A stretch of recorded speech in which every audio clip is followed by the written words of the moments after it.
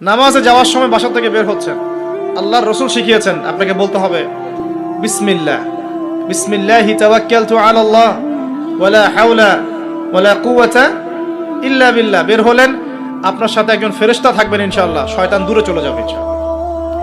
মসজিদে যাচ্ছেন, যাওয়ার সময় চুপচাপ থাকবেন না, দোয়া পড়বেন, জিকির করবেন। একটা দোয়া আছে, এটাও পড়তে পারেন, আল্লাহ নবী পড়তেন। তিনি বলতেন আল্লাহুম্মা ইজআল ফি কলবি নূরা, হে আল্লাহ আমার কলবে নূর দাও, ওয়া ফি লিসানি নূরা, আমার লিসান বা জিহবায় জবানে তুমি নূর দাও, ওয়া ফি সামঈ নূরা, আমার শ্রবণ ইন্দ্রিয়তে নূর দাও, আলো দাও, ঠিক আছে। ওয়া ফি বাসরি নূরা, আমার দৃষ্টি শক্তির মধ্যে নূর বা আলো দাও, ওয়া আন ইয়ামিনি নূরান, আমার ডান দিকে আলো দাও, ওয়া আন শিমালি নূরান, আমার বাম দিকে আলো দাও, হ্যাঁ, ওয়া মিন খালফি নূরান ওয়া মিন তাহতি নূরা, আমার উপরে নিচে তুমি নূর দাও।